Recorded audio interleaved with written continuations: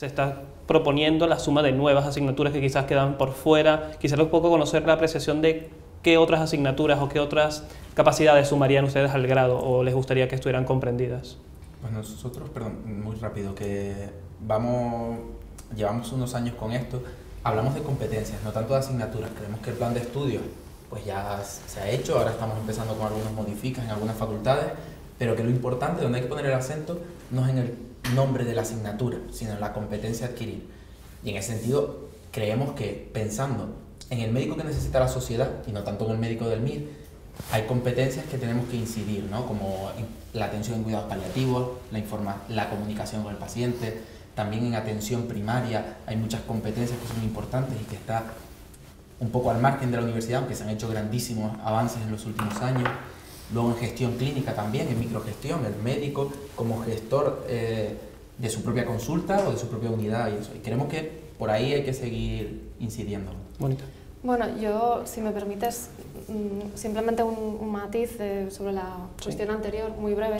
Y es que creo que en cuanto a el abono, como decía Ricardo, de la necesidad de las academias, puede también estar, yo creo que esto lo envío como reflexión, ¿vale? Es en la presencia de las academias en las universidades.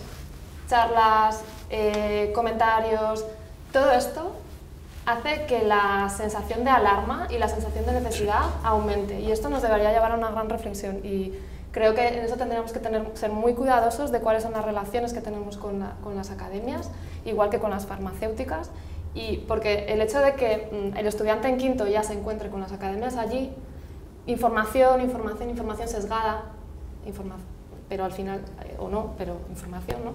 Y seguro que sí, porque si cada academia dice que tiene los mejores números, alguien no está diciendo algo bien, ¿no?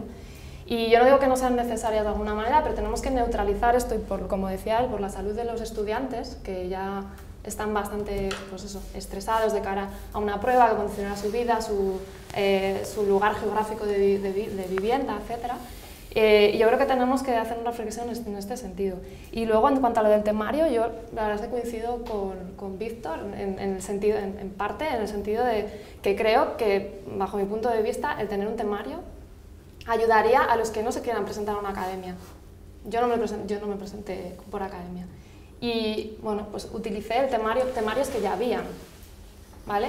A los que no se quieran presentar, posiblemente el hecho de necesitar una referencia les anime más a ir a una academia. Si se tiene una referencia, esto puede ayudar a los que no se quieran presentar, tal y como yo lo veo, al margen de lo que pueda luego ayudar en tema de reclamaciones, etcétera, pero para mí supone, y además, como decía Víctor, es un compendio. Seguramente algo faltará, pero también faltará si te vas al Harrison, ¿no? Y te facilitará la vida. Y bueno, en cuanto a la siguiente pregunta, en cuanto al añadir alguna asignatura, sí. Además, hombre, yo encuentro que los cambios son necesarios, que hay que incluir nuevas necesidades en las universidades, contemplar la atención primaria, como no voy a decir eso si yo soy médico de familia, sobre todo por lo que implica que en tarea de comunicación quizás somos los que igual hemos estado más preocupados en este sentido. Y yo creo, pero otra cosa es de hablar de introducir ya o tratar de querer máximos, ¿no? Yo creo que es un objetivo, pero mientras tanto se pueden hacer más cosas que se están haciendo ya, talleres obligatorios, asignaturas optativas, rotaciones por centros de salud, también por unidades de cuidados paliativos. Entonces yo creo que en este sentido sería una opción. Y luego también creo que el cambio está en la cultura de los médicos. Si los médicos, cuando el estudiante va al hospital a rotar, ven una cultura de fomentar, de creer en la comunicación asistencial, o simplemente también de conocer la deontología médica, que creo que es otra de las asignaturas que tenemos pendientes en la facultad. No existe. Creo que lo van a chupar, ¿no? Y está claro que es como el hospital, tanto en los estudios como en la residencia, es como tu familia, ¿no? O sea, tú te comportas como residente igual que hace tu adjunto. Entonces, bueno, vale. Creo que sería una opción. Con el tema de del temario ha habido cierta controversia. Quería pasar a un tema quizás un poco menos controversial como la troncalidad. Y era... Yo antes Sí, de terminar esta discusión, sí, vamos a ver, yo creo que el tema de lo del temario es un asunto que hay controversia, pero que nosotros nos reafirmamos sin controversia, los decanos, en ese aspecto. Es como si en la prueba de selectividad hubiera un temario para la selectividad, me explico, de 5 o 10 temas. Es imposible.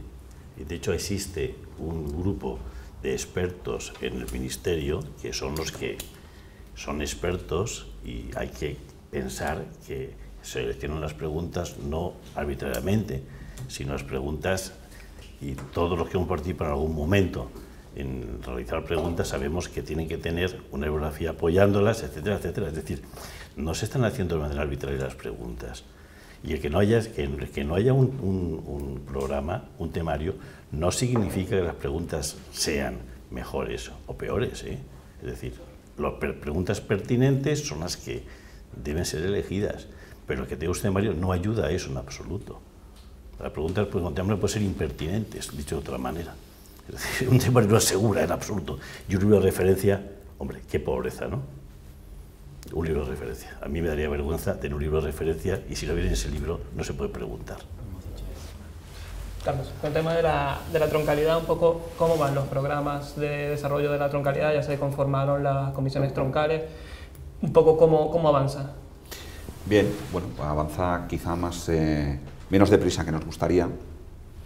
Por una razón, el Consejo Nacional de Especialidades, su renovación y su reunión del Pleno, que se celebró el 17 de julio, estaba previsto que esto hubiera ocurrido antes, pero como digo, el Consejo Nacional es de Especialidades en Ciencias de la Salud y hubo que renovar las comisiones nacionales de las especialidades de enfermería, cuestión que se atascó por una diferencia de criterios respecto y con algunos responsables. Bueno, esto ya se produjo, hemos conseguido constituir las comisiones delegadas de tronco, no exentas de polémica. Bueno, pues aquí hay un tema aritmético y un tema de priorización en la selección de las especialidades que deben ir a las comisiones. Me explico. Las comisiones tienen un diseño, concretamente aquellas más polémicas que son por el número, la del tronco médico en el tronco quirúrgico. Concretamente el tronco médico son 21 especialidades para 7 vocalías, que es lo que prevé el Real Decreto. Evidentemente, donde en 7 plazas no caben 21, y había que hacer una discriminación.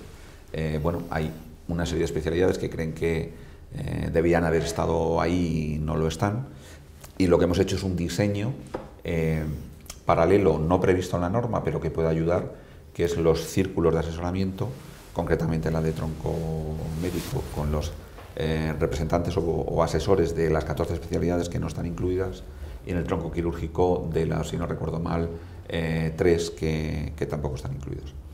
Bueno, ahí me han pedido reuniones los presidentes de las sociedades científicas y de las comisiones nacionales para analizar sobre todo aquellos que no tienen la vocalía y que no están presentes de esa manera, aunque yo creo que es un tema menor y es lo que les estoy transmitiendo. La presencia en las comisiones delegadas de tronco, como en las comisiones nacionales de las especialidades, no es un tema de representatividad, no es un alter ego de la sociedad científica o de otra plataforma institucional. Las comisiones delegadas son comisiones asesoras, o las comisiones nacionales del Ministerio, para una cuestión eminentemente técnica, como es en este caso la elaboración de los programas troncales. No debería tener mayor implicación, pero es verdad que bueno, todo el mundo quiere estar, y cuando hay este número que no coincide con la totalidad de las demandas de presencia, pues surgen estos conflictos. Pero bueno, ya están empezando a trabajar en la elaboración de los programas y esperemos, nosotros seguimos manteniendo en el calendario esa primera convocatoria 2017-2018 acogida a criterios de troncalidad. Están muchas miradas sobre cómo van a ser estos programas, qué contenido van a tener, y quisiera que todos en la mesa dieran 2 consejos o 2 apreciaciones que les gustaría que tuvieran las personas que están desarrollando este programa muy precisamente. Víctor. Pues que sean conscientes de que la formación en la Facultad de Medicina ha cambiado, que tenemos que responder a las necesidades actuales con soluciones actuales y no a responder a necesidades que tuvieron ellos hace 30 años cuando se formaron, o 50 o los que fueren. 50, y principalmente que eviten el solapamiento de competencias con el grado, que arreglemos las cosas allí donde hay que arreglarlas. Si queremos un médico más general, pues habrá que buscarlo en el grado de medicina, que es el que forma médicos generales. Y bueno, prácticamente yo creo que si cumplen con eso, yo me doy con un canto en los dientes. Mónica. Bueno, yo lo que traería a colación sería el hecho de que los troncos sean troncos. O sea, que, bueno, parece una obviedad, pero no va a ser fácil. Porque bueno, primero, cómo establecer las competencias de cada tronco, pero que realmente sean transversales y no se incorporen programas personalizados de acuerdo a la especialidad, que ya parece que está empezando a sonar, ¿no? O guardias de mi especialidad, porque bueno, parece ser que ya sí que vamos a ver, ¿no?, qué especialidad tienen, y esto conlleva este riesgo. Y eso es, este riesgo es el que van a tener que, bueno, que navegar, ¿no? Vale. Entonces yo lo que creo es que en ese sentido, pues, que tengan muy presente cuál es el espíritu de la troncalidad si queremos troncalidad. Si queremos seguir con más de lo mismo, pues entonces bueno. Pero si realmente estamos aprovechando para hacer un cambio de acuerdo a las necesidades de la población, a un médico más formado, o sea, un médico realmente capaz de no solo ser especialista en, sino de ver la totalidad, que creo que es lo que nos demanda ahora mismo la sociedad también, de poder integrar al paciente. Y luego ya veremos cómo hacemos frente a las superespecialidades, nuevos conocimientos, cada vez la medicina crece más, si es con ACE, si es con lo que sea, pero creo que este es uno de los retos que van a tener, realmente, porque va a haber presiones y bueno, se van a encontrar un poco, yo creo que en este reto. Sí. Carlos, tu propio consejo. Sí, estoy bastante de acuerdo con lo que estaba comentando Mónica. Evidentemente eso es así. De hecho, otro trabajo que está pendiente y que están empezando a arrancar, hay algunas comisiones nacionales que ya tienen el programa elaborado en base a competencias, como es el caso de oncología, en los periodos específicos, pero las comisiones nacionales deberán coordinarse con las comisiones delegadas de tronco para desarrollar su periodo específico de formación. Aparte de, porque es verdad que el tronco esto no lo tiene claro todo el mundo, el tronco tendrá una duración de entre 18 y 30 meses, no son 2 años, son 2 años más o menos 6 meses, por un lado. Y por otro, el diseño de los periodos específicos de las especialidades deberá realizarse con base en las competencias de cada periodo específico y no en la duración. Porque ya hay especialidades desde el día siguiente que se publicó el Real Decreto que están diciendo que con la duración actual de la especialidad sean 4 o 5 años y esos 2 años que algunos, entre comillas, dan por perdidos de tronco, no caben el cuerpo de conocimiento de la especialidad. Nuestra respuesta es, primero, diséñelo por competencias, fíjense en las competencias transversales del tronco de su especialidad, y una vez que elabore su periodo específico de formación por competencias, hablamos del periodo, porque igual que hay un corsé respecto a la duración del tronco, como digo, 2 años más o menos 6 meses, no hay un corsé normativo respecto a la duración total de la especialidad. Si es necesario que una especialidad crezca 1 año, pues ya lo hemos hablado con los estudiantes, con la conferencia de decanos, con el foro de la profesión médica, se hará, pero no pongamos el carro antes que los bueyes, ¿no? Sí, yo creo que el sector de la mesa estamos todos básicamente de acuerdo. Hay una cosa que es importante que nos ha tocado, hoy quiero incidir un poquito más sobre ese aspecto, es que el aspecto importante es que la formación del médico es un proceso continuo, que empiezan las facultades formando médicos generalistas. Después venía la formación especializada. Ahora va a venir un periodo troncal previo en muchas de las formaciones, muchas especialidades médicas, vamos a llamarlas así. Y después viene la especialidad. Entonces, este continuo formativo se va a desarrollar de tal manera que se tenga en cuenta para cada uno de los periodos el periodo anterior. Y todo esto en base a competencias. Como se anunciaba antes, que las competencias pues sean, dependiendo de las previas, pues consiguen las siguientes, ¿no? Hay que tener un conocimiento profundo de las competencias anteriores para diseñar las siguientes, porque si no estamos haciendo, a lo mejor, cometiendo errores. Y en ese aspecto yo creo que habría que, nosotros desde nuestra posición, pues nos ofrecemos, por supuesto, a dar apoyo, a dar nuestra percepción del asunto a las diferentes comisiones, que yo creo que es el espíritu de la troncalidad, el espíritu que hay que mantener. Estoy de acuerdo con lo que ha dicho Mónica, es decir, Porque si no puede pasar que lo que estamos haciendo es llamar troncalidad algo que ya se estaba haciendo previamente, que las rotaciones por diferentes servicios previamente a pasar a la especialidad. Eso no es una troncalidad, pero tiene ventajas como la permeabilidad entre especialidades, como es la formación integral, es decir, que no se pierda el espíritu es importante, porque si no, realmente lo que estamos haciendo no es troncalidad, es otra cosa. ¿Cuál es la visión que tienen, me gustaría que cada uno, de cómo quedará la formación especializada sanitaria una vez aprobada la troncalidad? Una vez que estén ya los programas, una vez que se apliquen, ¿cuál es la visión de cómo creen que será la formación una vez aplicado este modelo? Bueno, nosotros creemos que será mejor, que será mejor que el actual sistema. Para eso estamos trabajando, ¿no? Si no, no estaríamos en ello. Bueno, como decía Víctor,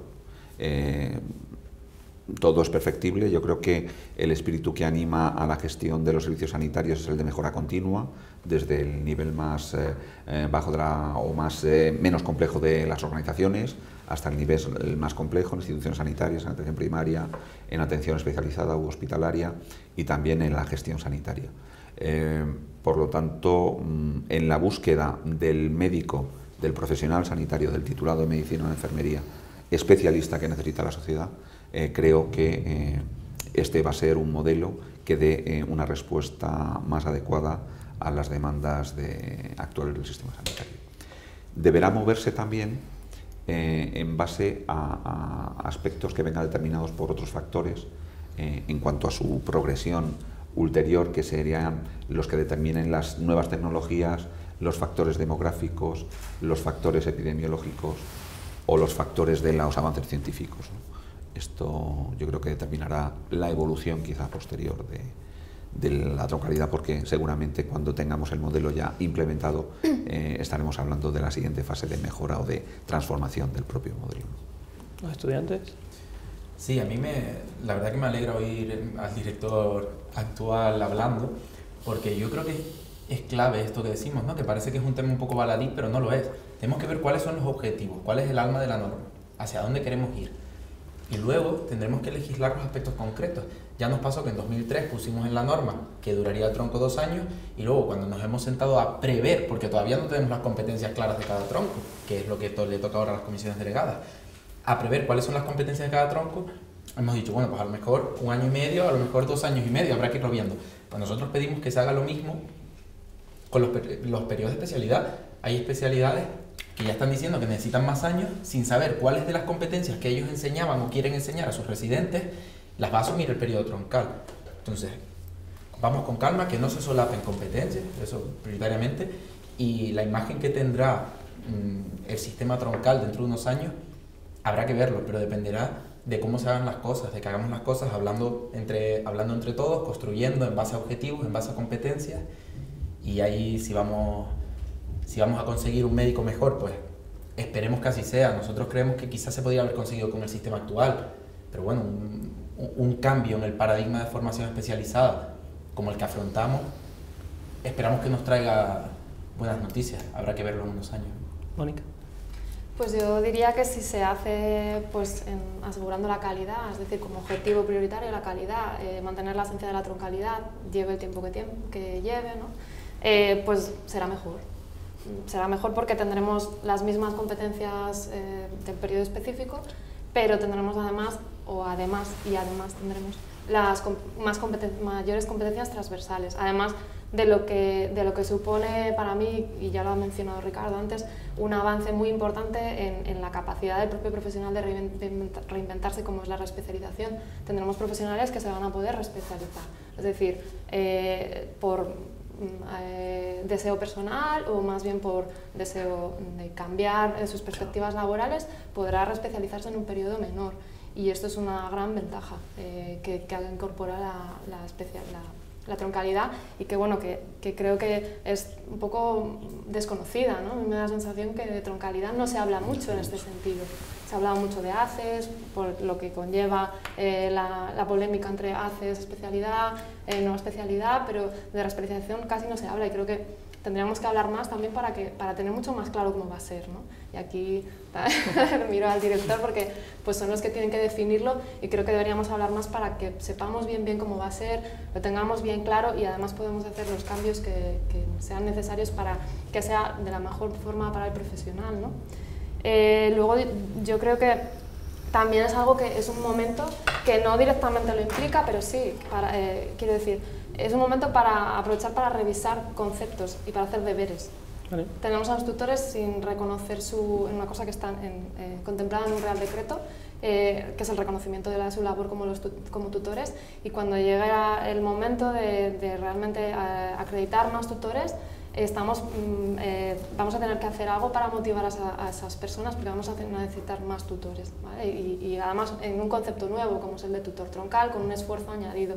Creo que va a ser un momento no ideal sino necesario para repensar esto y hacer este deber que tenemos ahí y que solo en este momento diría, no quiero equivocarme, pero creo que son 4 las comunidades autónomas que en este momento tienen reconocida en sus parlamentos la labor del tutor. Y otra de las cosas que creo pediría que fuera así es el tema de la evaluación. Creo que es un momento para incorporar o pensar nuevos métodos de evaluación con la colaboración de todas las entidades como asesores o como bien quieran hacerlo, para repensar nuevos métodos de evaluación y para evaluar, es decir, para asegurar que se evalúe, porque realmente el sistema MIR es lo que es gracias a la tutorización y a la evaluación. Esto es lo que... Ricardo, también quiero que una valoración de esto y también conocer un poco después de la troncalidad, ¿qué les gustaría que hubiera después de la troncalidad o qué planteamiento podría existir? Yo creo que la troncalidad yo creo que es algo que va a ser positivo para la formación del futuro médico y que todavía tiene que solucionar varios problemas. Un problema importante que acaba de anunciar Mónica es que tenga recursos el proyecto, tenga recursos y se valore a aquellos que tienen esas responsabilidades como los tutores. Es decir, el sistema se construye, pero se construye con recursos y con acreditaciones y con... Es más complejo, pero hace falta recursos para poder ejercerlo adecuadamente, para poder articularlo. Y luego una cosa, algo que está también pendiente y que acaba de decir Mónica, y yo incido otra vez, y es prácticamente la misma idea que teníamos en grado, es decir, hay que evaluar. Hay que evaluar las cosas. Otra cosa es cómo se evalúa y de qué manera, pero una evaluación es necesaria. No hay que perder el miedo a la evaluación, porque es una garantía de la formación. Un proceso formativo sin evaluación final está cojo.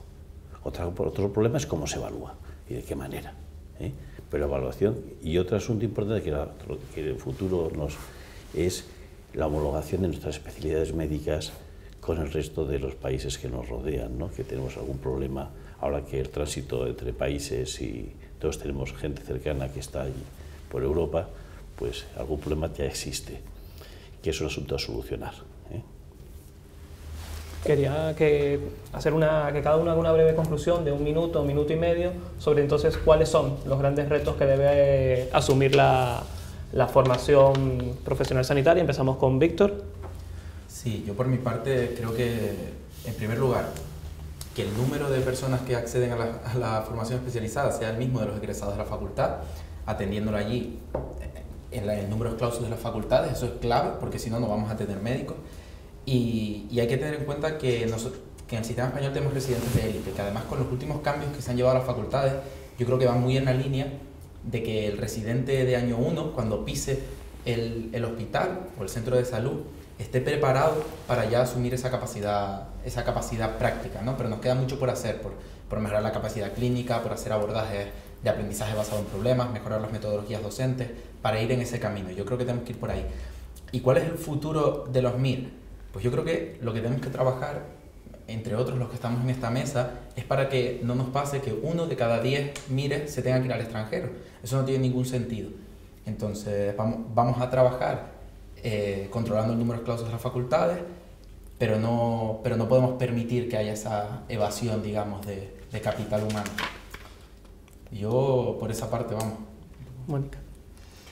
Bueno, yo suscribo lo que ha dicho, porque creo que ahora es verdad que si hablamos de planificación, pues es otro de los deberes a hacer, ¿no? Porque venimos de una planificación basada en unas expectativas, pues tanto demográficas como económicas, y bueno, desde hace unos años, no es de ayer, estamos en otras, entonces creo que tenemos que adaptarnos, ¿no? Y bueno, es una realidad y tenemos que realmente tener una voluntad política y una voluntad de gestionar este tema, ¿no? De ver qué ocurre y de hacer, poner soluciones en este sentido.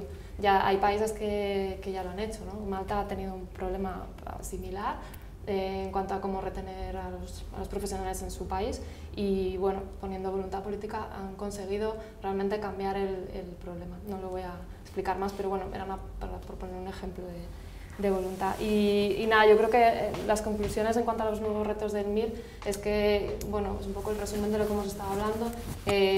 Yo creo que los contenidos deben ir cada vez más hacia algo práctico, y que realmente sea así, que se acerque, que haya más. Yo creo que uno de los retos es que continúe esta comunicación entre los hospitales universitarios y las universidades, que se creen nuevos sistemas también para otras figuras de docentes que den mayor capacidad a los centros universitarios para poder asumir de una manera, o sea, con calidad a los estudiantes que llegan y que realmente puedan allí hacer un periodo práctico, que puedan asumir competencias, habilidades, no solo mirar, es decir, que puedan hacer, ver, estar, y que eso conlleve que cuando hayan acabado su periodo formativo estén mucho más preparados con ya más competencias, que también nos faciliten el hecho de que accedan a un periodo troncal ya con unas habilidades. No olvidemos que cuando acaban son médicos. Entonces yo creo que esto es básico, creo que ya se están haciendo cosas que todavía nos quedan, y luego el tema de la ECOE yo creo que es algo que está ahí, que ya casi la mitad de las facultades lo tienen incorporado y que debería ser algo global y que también nos ayudaría a dotar de esta capacidad práctica y también a darle más valor al hecho de que el médico sea más práctico o tenga más competencias prácticas cuando salga, porque será si es como una condición sine qua non para poder optar a una formación especializada, se va a poner el acento y se va a poner la atención en ello. Perfecto. Esto es lo que... Gracias. Ricardo, y cerramos con Carlos. Sí, yo creo que, hay dos cosas importantes. Es una buena planificación con previsiones realistas, es importante en todo este proceso de la formación del médico, que es algo que hemos fallado de manera reiterada previamente.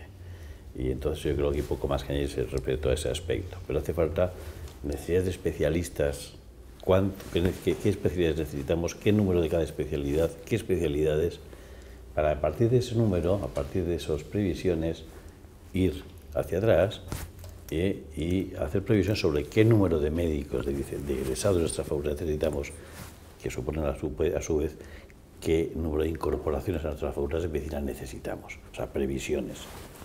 Y luego el otro mensaje importante es colaboración. Colaboración entre instituciones que tenemos la misma finalidad o el mismo objetivo, cada una desde su ámbito de responsabilidad. Colaboración desde las facultades de medicina, con las comisiones, colaboración del Ministerio de Educación con el Ministerio de Sanidad, colaboración de las universidades con el Ministerio de Sanidad, y colaboración, puesto que yo creo que estamos rompiendo esa dinámica poco a poco, pero en muchas ocasiones, de repente, todo lo que hemos avanzado se puede volver atrás y se puede romper. Hace falta establecer más canales de colaboración si queremos formar un buen médico. Carlos. Bueno, vamos a ver, 3 cosas o 4 me gustaría decir. Tema de tutores, nosotros pensamos que es una figura clave en la implementación del modelo de troncalidad. Hay otra herramienta que creo que nos va a poder ayudar, que es el Real Decreto 639 de este año de 2015, que tiene el mismo número que el decreto de troncalidad, que fue el 639 de 2014, que es el que aprueba los diplomas de acreditación o desarrolla los diplomas de acreditación y de acreditación avanzada, que es un instrumento previsto en la Ley de Ordenación de Profesiones Sanitarias. Uno de los primeros diplomas que, tal y como establece esa norma y que regula el procedimiento para su creación, queremos promover es el de tutor de residentes. No sé si es una una herramienta que va a servir para motivar a los nuevos residentes troncales, pero sí es una figura de reconocimiento del bagaje que cada profesional puede aportar, y en materia de tutorización de residentes y de los nuevos recursos que vamos a necesitar para dinamizar los troncos, creemos que puede ser un elemento importante, porque es una figura con reserva de denominación, idéntica denominación, los mismos créditos, registro público, etc.